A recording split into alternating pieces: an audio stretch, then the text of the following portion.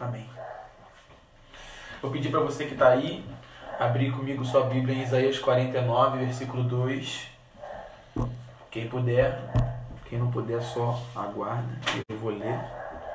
Mas quem tiver com sua Bíblia aí, abra a bendita em Isaías 49, versículo 2, amém.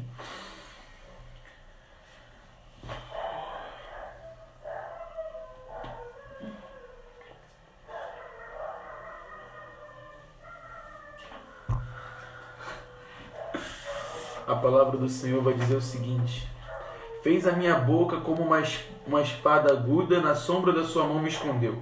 Fez-me como uma flecha polida e me guardou na sua aljava.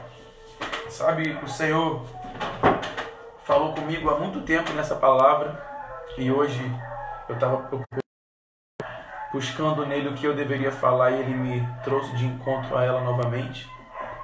E essa palavra, ela tem um segredo nela que o Senhor me mostrou, porque quando ele fala que o Senhor fez de Isaías nessa profecia, ele fala que o Senhor me fez como uma flecha polida. E eu, curioso, pesquisei a respeito do que era uma flecha polida. E uma flecha polida, ela não é nada absurdo, mas simplesmente uma flecha que recebeu o tratamento necessário para que ela cumprisse a missão dela. Ela passou por todo um processo de uma simples flecha para uma flecha polida, uma flecha eficiente que atinge o alvo. E dentro disso, eu queria dizer que Deus tem um alvo. Ele tem uma meta, ele tem um propósito que há de se cumprir, e Deus usa flechas para atingir esse alvo.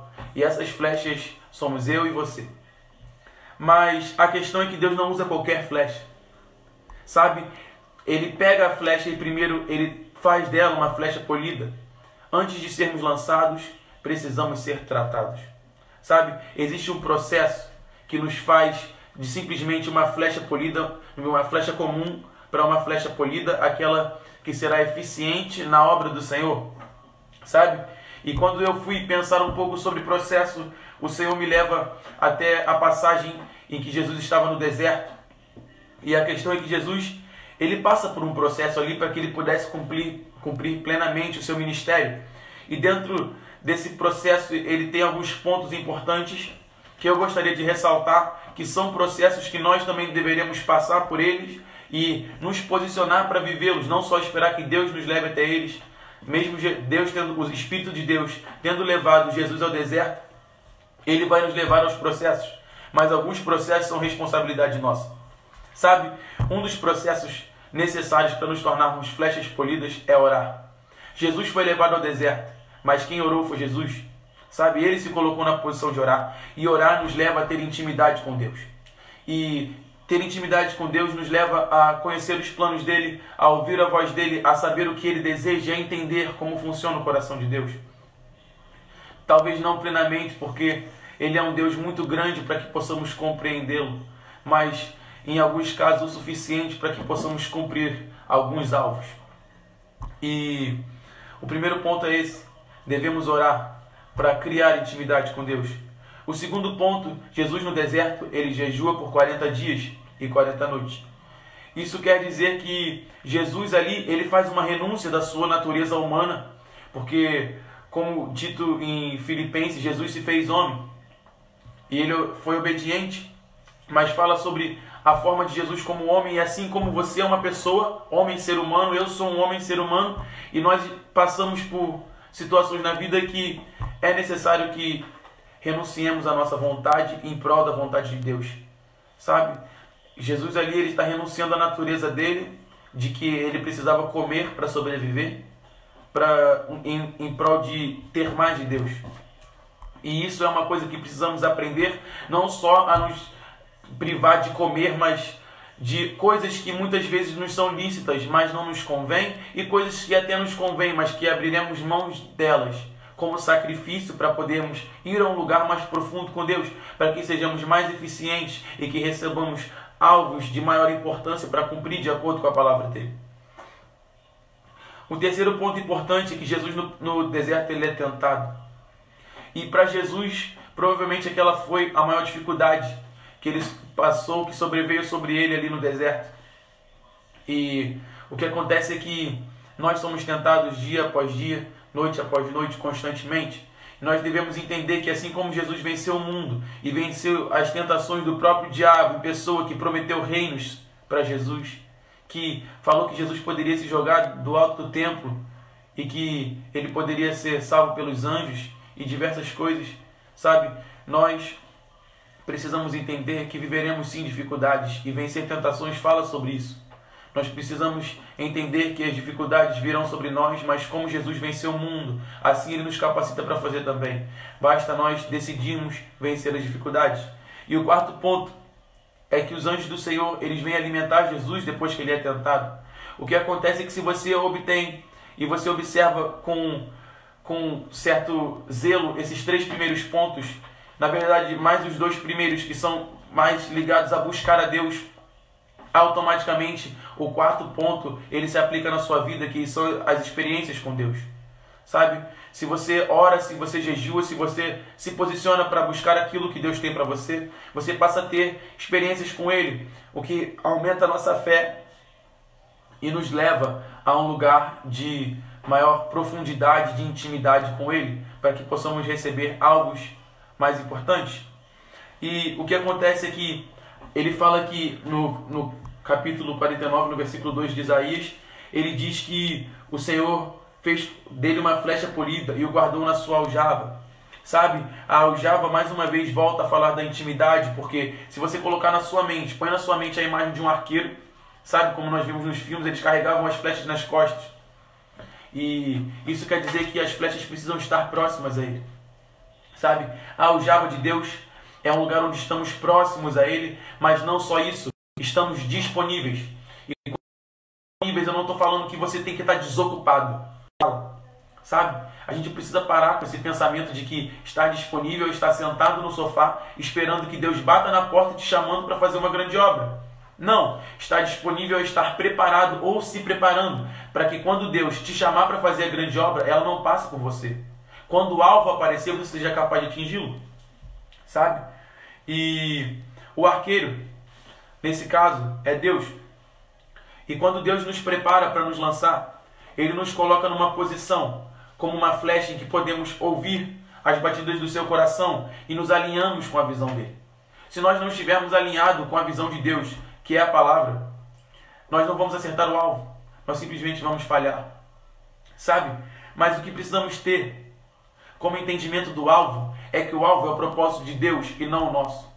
Muitas vezes nós achamos que podemos andar sozinho ou podemos andar simplesmente pelo nosso achar correto, pelo que achamos que é bom. E isso não funciona assim. O alvo não é o que você sonha, mas o que Deus sonha. Não é nada a ver com você, nada relacionado a nós, mas sim sobre os sonhos do coração dele. Sabe, eu vejo em Ezequiel 47, quando o anjo leva Ezequiel a andar pelo rio, que ele media 1000 côvados e fazia com que Ezequiel andasse. O anjo direcionava, no caso na passagem cita apenas um homem de Deus, um anjo direcionava Ezequiel para onde ele tinha que andar. E o que acontece é que Ezequiel foi muito eficiente no seu andar, porque ele seguiu a direção do homem de Deus. Sabe? Mas nós não temos sido muitas vezes como Ezequiel. Às vezes nós somos como o povo de Israel colocado no deserto. O que acontece é que Deus tem um plano, tem um propósito, mas nós queremos vivê-lo da nossa maneira. Sabe? Do modo antigo, como vivíamos no Egito. E sabe o que acontece? Passa de nós o plano de Deus. Assim como foi com Saul, que quis viver o reino de Israel da forma como ele achava correto. E o Senhor falou para ele que foi passado de ti o reino e encontrei alguém melhor do que você. Sabe? É um tempo que nós devemos deixar para trás o nosso modo de fazer as coisas e entender o modo de fazer de Deus. Nós devemos obedecer a ordem do homem de Deus, que é Jesus. Não adianta mais olhar para o seu jeito de fazer as coisas, porque eles não funcionam mais. É necessário que nós olhemos para os caminhos do Senhor. Ainda em Isaías, se eu não me engano, Isaías 18, há uma palavra que o Senhor diz que o povo de Israel clama, dizendo que os caminhos do Senhor são injustos. E o Senhor olha para Israel e diz: serão os caminhos de Israel também injustos? E a questão é que nós muitas vezes não entendemos o caminho de Deus. Sabe? E por não entender o caminho de Deus, nós achamos que Deus é injusto, que Deus não tem piedade. Mas a questão é que nós estamos tentando passar um quadrado por um círculo. Sabe, nós queremos empurrar a nossa vontade para cima de Deus, não é assim. Não existe mais o meu modo de viver, não existe mais o seu modo de viver. Quando você abraça a obra do Senhor, existe o modo de Deus de fazer as coisas. E é esse modo que devemos seguir. E entendo que o alvo, ele precisa ser atingido, e o alvo que é para ser atingido através da sua vida, vai ser atingido através da sua vida e não na minha. Então, se eu me preparei para poder acertar o meu alvo, você precisa estar preparado para acertar o seu. Sabe, eu acredito que Deus tem nos chamado nesse tempo para nos preparar, para sermos flechas polidas. Sabe, Deus tem uma missão específica para você que outra pessoa não pode cumprir. E o que você tem feito com ela? Sabe, Deus te entregou algo especial e Ele vai cumprir esse algo especial na sua vida, basta você deixar Ele fazer isso. Entendo que Jesus, Ele não é um bárbaro, Ele é um cavaleiro. E se você não abre a porta, Ele não entra. Se você não permite que Ele faça, Ele não faz.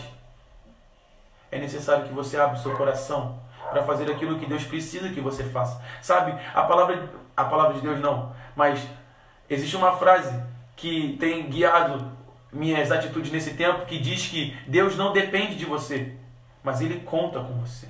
Sabe, Deus é soberano em tudo que Ele faz, Ele não precisa de nós, mas Ele espera algo de você, assim como espera de mim. Sabe, nós não podemos deixar que esse plano de Deus se frustre, porque nós somos as flechas. E nós precisamos dar prioridade para o que é o alvo. Não podemos falhar, precisamos ser incisivos, certos? Entende? Deus, Ele tem um propósito especial. E entendam que cada plano de Deus, não importa o seu tamanho, aos nossos olhos, para Ele tem a mesma importância. Não importa se você acha que você vai pregar para um estádio ou simplesmente para o seu vizinho. Sabe? Todos eles são alvos que precisam ser acertados. E eu queria deixar essa palavra para vocês, que em Filipenses,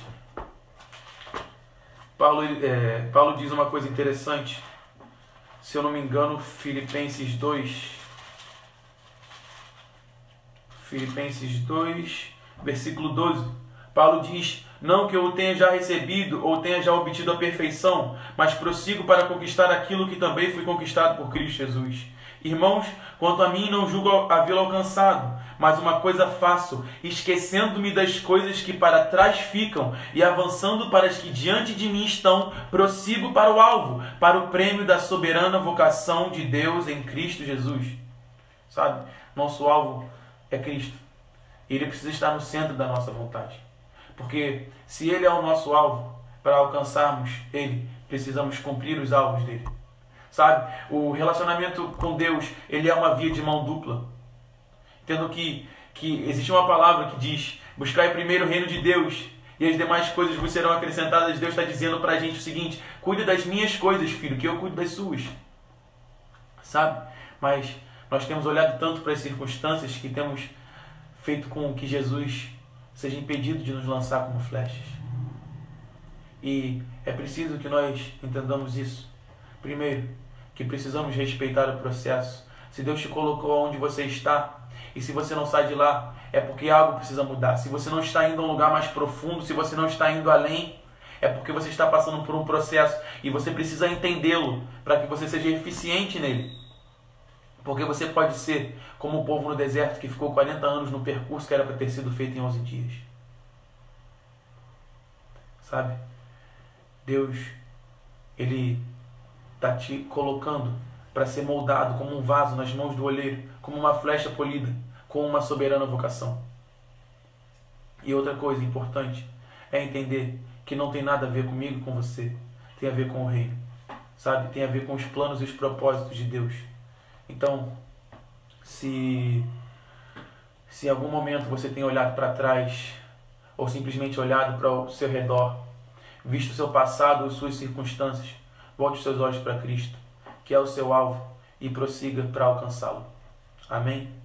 Que essa palavra possa entrar no coração de vocês. Eu acredito que entrou, e que nesse tempo ainda possamos juntos alcançar o nosso alvo como igreja, fazendo com que o Evangelho alcance pessoas e pessoas, cidades e cidades, nações e nações, até que o nosso Rei Jesus venha. Amém? Boa noite, a paz do Senhor.